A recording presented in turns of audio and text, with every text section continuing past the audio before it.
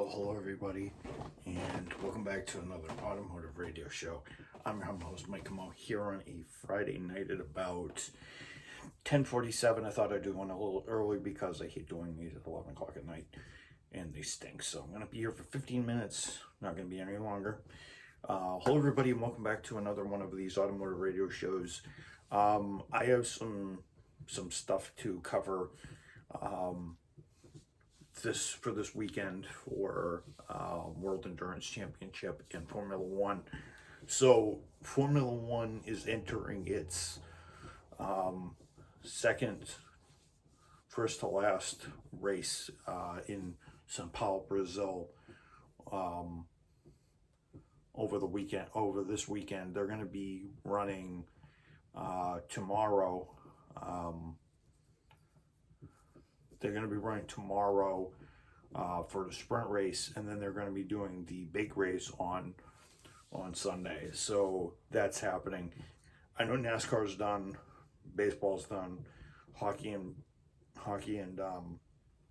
basketball is still going. Of course, the Patriots are still going, but the Patriots are horrible this year. Bahrain is the host of the last World Endurance Championship.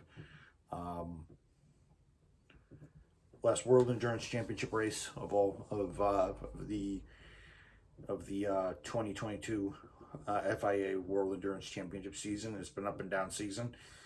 There's been ups and downs in all rounds. I think Toyota got pole this afternoon, so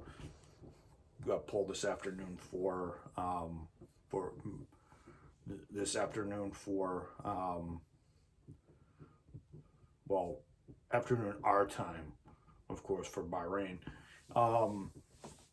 So I think, who do I think will win the Bahrain, the final World Endurance race at Bahrain? I think it might be Toyota. I think Alpine's a little out of reach with terms of power. They've been given a slight increase and a slight improvement, but I think they've been reduced so that Toyota can win the final race. I'm hoping both Toyotas have problems and Alpine can win, so they can win the title this year, to have a lot of the last non-grandfathered cars win. But I think it might go Toyota's way. LMP2 I really don't care about because it's just a spec class. At GTE Pro, I think it's going to go, forget who it is. I think it's between Porsche and Ferrari. It might be Ferrari or Porsche that takes it. Whoever takes it wins is going to be good. GTM, I think it'll be Aston Martin. I think it'll be Aston Martin that has it. So, or one of them. So whoever wins. Formula One, I think it's just best of the rest. Kevin Magnussen actually won his first pole. Kevin Magnussen, his son Ian Magnussen, GT driver and former Formula One guy.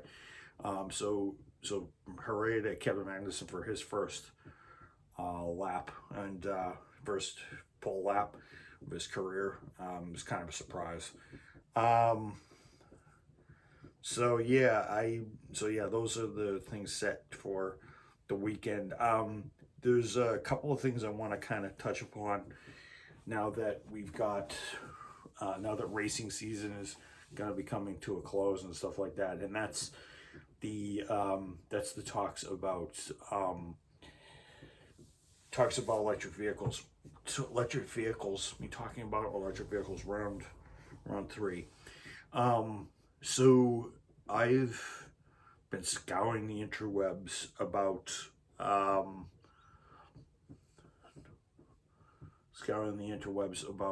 cars and inflation and all this other stuff. I understand that it's making things hard to buy, which it is. You can't buy the same thing you did 4 years ago at the same price. Everything's been going up in the last couple of years because of the economy and the way how the country is these days. Politics or no politics, it's been prices of things have been going on the rise, and inflation is a problem. So So it will definitely be good. Um, it will definitely be not good, but it will definitely be a kind of be an interesting situation. Markup on cars right now is significantly high. It's if you want a good one, it's going to be three, four. Even a used one is going to be $5,000, $6,000 more, maybe $7,000 more than it was. So let's say a car was like $10,000 pre-recession. Let's say a car was 10,000 3 years ago pre-recession. I mean pre-pandemic. Now that we're in a recession and it's a pandemic, it's a virus, it's a pandemic slash global health induced recession, because unfortunately we have a virus that's still very much active, and we should all be watching ourselves and just be making sure we're all doing our part to not get sick. So I just wanted to say that yeah, so cars are like 5,000 6,000. If it's a special edition and it's something that you don't need, it's probably going to be maybe like 10 to 15,000, because I'm pretty sure dealers are going to be having to make up um, their volumes. They're going to have to make up their volumes because they've lost quite a bit of real estate due to the pandemic, and people are spending money on cars because of cars and stuff, but you can't find as many because of chip shortages and you can't even find sedans and stuff like that anymore because of this crossover stuff that we have now, which I'll get into in a minute. I'm not happy about. So, and then we have the hybrids, and then we have electric vehicles that are being pushed upon us very rudely. So I will have to say this, and some of the manufacturers are coming out with stuff, are coming out with cars that are going to be ungodly expensive. So to Cadillac bringing out the Celestiq that's going to be hand built, coach built, it's going to be like $310,000. I officially think Cadillac, with all this electric stuff going on, like the Lyriq is like the Lyriq. I mean, come on, Lyriq. I can't make this up. Lyriq, Lyriq. Like the lyrics is in song lyrics. Haha. Celestiq, Celestiq, CLSTICH,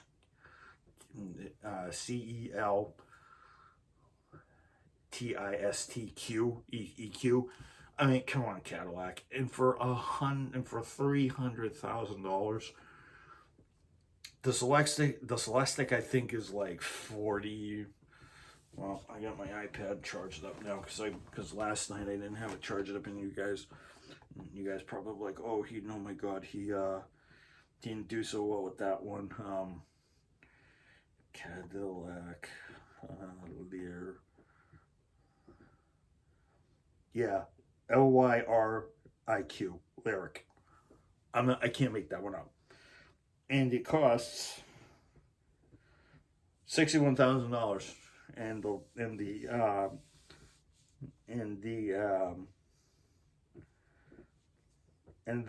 the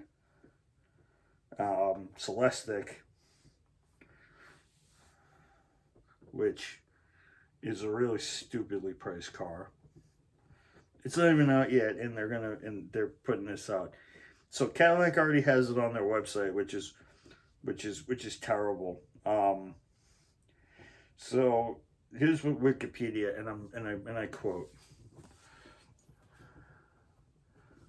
Celestiq, which Celestiq, not Celestiq. Celestiq. So it's going to be based on. So it's going to be the flagship sedan. It's going to be based on the CT6. It's going to start in.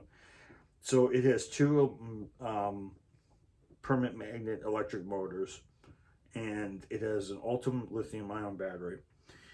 It's going to have ultra cruise, a Apparently, it's going to be like the coach built cars from way back.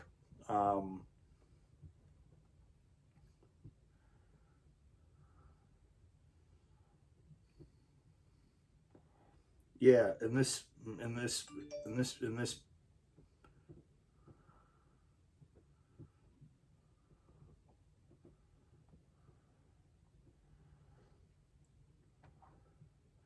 Yeah, so this is what it is going to look like, and I think it looks super ugly, super ugly. Even for a Cadillac, it's going to look super ugly.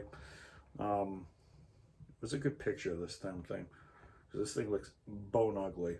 Um,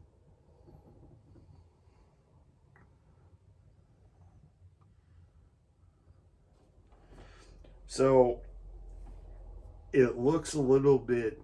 So it looks Fleetwood sedan, and then it looks. Oh my god, it looks so stupid. That for $300,000. In the words of Jeremy Clarkson, have they gone absolutely mad? Yeah, I think they have officially. It's supposed to have like 500, 600 horsepower. It's supposed to have 600 horsepower. It's supposed to have ultra drive and mega drive. I wouldn't be so surprised if they put mega drive in it, mega ultra drive in it, so it could go 2 million miles an hour, so we can go ludicrous speed. So because it literally is ludicrous how much money they're throwing into this market that is not going to be ready for the next 10, 15 years. The basis of it has been, I know everybody's saying, oh, the basis for it was set up in 2007. That was one little car, the little Tesla Roadster, or the Tesla Lotus. It was really a Lotus Elise, and the Tesla Roadster was really a Lotus Elise, but with a flabby body on it, basically. Basically, what he did was it should have been called it should have been called yeah, it was a bit of a Lotus. It was the first one was a Lotus and a Tesla, so it should have been called it should have been called the it should have been called the Lotus. It should have been the Lotus Alessa or something like that. The Lotus Alessa or something like that. Lotus will probably want that name. Now, just don't knock on my door. Like, could you design that car now? It's basically a Lotus. And everybody, I remember, it was like $200,000. Everybody was like, oh, this is such going to be a great car. It's going to be the wave of the future. It's going to get 300 miles. It's going to get 300 miles on range. It only got like 100 something. So it only got like 100 something in its first year or something like that, or 160 or whatever it got. And it built the infrastructure for the Model 3 for many years later. In the late teens, it kind of put out the basis for the Model 3, the Model Tesla, the Tesla Model S, the Tesla Model Y, the Tesla Model 3, and everything. And I've been in 3 Tesla Model 3s. I just can tell you this right now. They are freaky to ride in. Seriously. You push the handle in. It's like an Aston Martin. You push the handle in the front, and you open it up like a 1950s fridge door, folks. I think that's pretty cool. But once you step inside these damn things, I'm actually gonna do your play-by-play. Now, I only did this.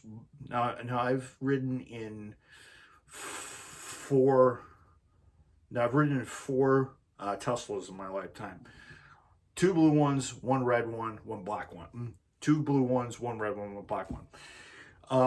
So I'm just going to give you a bit of an odyssey of what actually this is going to be more than 15 minutes. This is going to be like a half an hour story. So I basically got into it. The first one was when I went home. The first Tesla I ever rode in was when I was going to Target to pick up some stuff. I think I was picking up medication or something. Got in, clicked my belt on, I pulled the door out, got in. The window comes down. The window comes down like General Motors cars do. The General Motors cars do. If you've ever driven a Camaro or Corvette, the window comes down just a little bit to open up the door. So it makes it extra aerodynamic. You open up the door, you sit in. Guy presses the accelerator pedal, and I'm doing this for like 5 minutes because target's like 5 minutes with me via drive, and all I can hear is, and you can hear the tires chirp when he hits the gas. When you can hear, it's like when you hear the tires, you can hear the brakes, you can hear the wind noise. You can hear the wind noise a little bit. Running on the body a little bit. It's just so weird. In that 5 minutes, it was like I'm noticing everything. I'm noticing every little sound. Like you can actually hear cars pass you. Like you can hear cars pass you and stuff like that on the way up, on the way over, and I'm just driving. The guy's just sitting there. He's just going easy at the wheel. Speedometer's over here in the middle of the dashboard. Speedometer's here in the middle of the dashboard. I think there's a readout he has up front near him. So he's just running away. And the Tesla wheel is a yoke. It's this little Aston Martin Maserati thing going on. It's completely weird looking. And he's just got the yoke of the wheel, and he's just turning, and you can hear that, and you can hear the tires chirping as he's giving it some gas.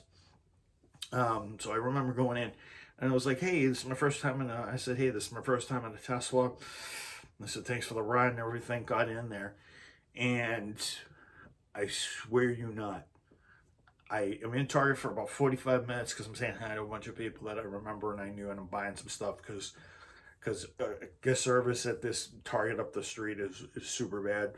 Not as good as when I was there. Boo.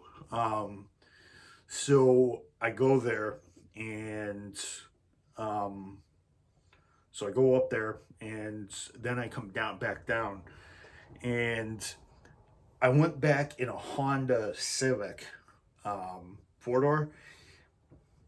Nice easy ride, made the bumps very well, but you could hear the engine going, and it was just completely different. So that's basically what Tesla is like. And if you guys watch my future of electric vehicles, and I do a gear change show at the Lamar circuit, the old Lamar circuit, and I turn the volume down, and I'm talking about electrified race cars and stuff like that.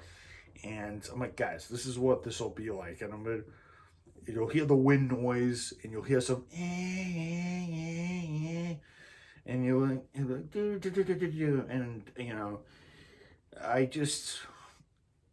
I don't know. I'm just lost for words. So yeah, that's what I'm going to be doing there. Secondly, I am going to, I'm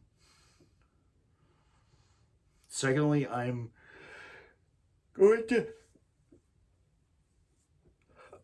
I'm trying to try to,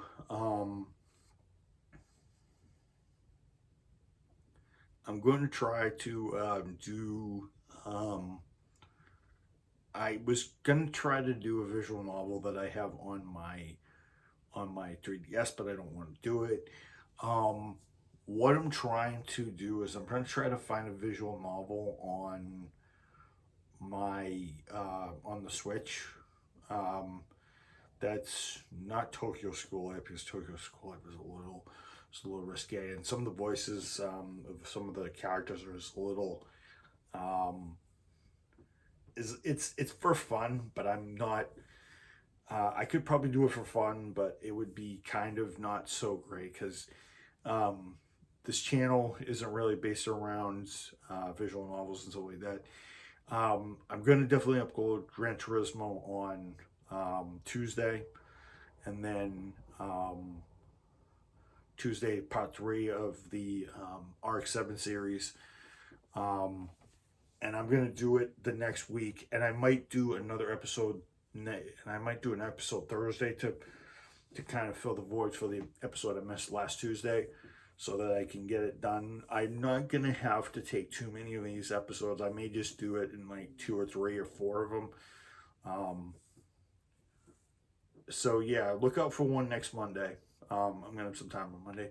I was going to do a gameplay tonight, guys, but I didn't want to.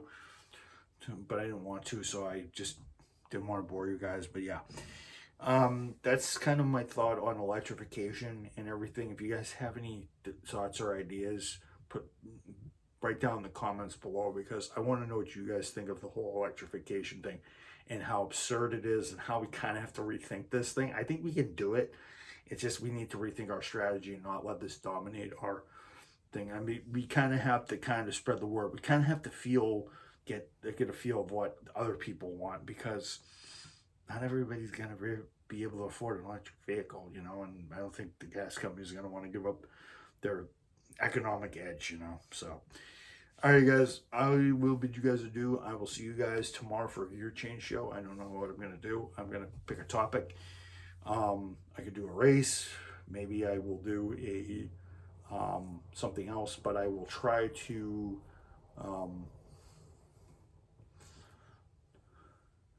I may try to find out something. Yeah, I may try to find something. I don't know what I'm gonna do, but I'm going to do. I may do a story time. I actually, you know what? I may actually do. You know what? I'm actually gonna do my first trip to Lime Rock back in 2007. I'm going to tell you guys the overall, yeah, so I've told you guys the 2008 story. I'm going to tell you my first trip to Lime Rock. Not so much the race, but my story and how I got into watching stuff at Lime Rock Park and stuff like that, and what I think of the track, what I think of the circuit and everything. Actually, yeah, I'm going to give you maybe a history lesson on Lime Rock. Actually, that would be a great thing. I'm actually going to do a history of Lime Rock tomorrow. So look for that later in the evening. Look for that for later in the evening. I may record that around 6, 7 o'clock, release it about 8, so you guys can watch it for Saturday night into Sunday morning if you guys wished. But yeah, I'm going to do my first trip to Lime Rock and kind of a little bit of a history of it. That probably chow up, I don't know, half an hour, 45 minutes-ish. So I hope you guys are ready for that one, because I'm going to. So get buckled in for Lime Rock Park and the history of it, because I love Lime Rock. So I found my topic. All right, Lime Rock, peace out, peace out, people, and keep those gears running. So keep those gears running, keep those motors running, and make sure you guys do good to preserve automotive history a little bit before we go electrified. Peace out, everybody. And Mike Camo here for Camo's Automotive Radio Show.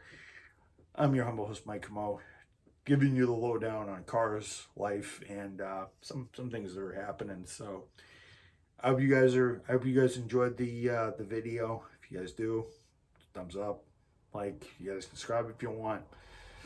I'll see you guys later. Peace.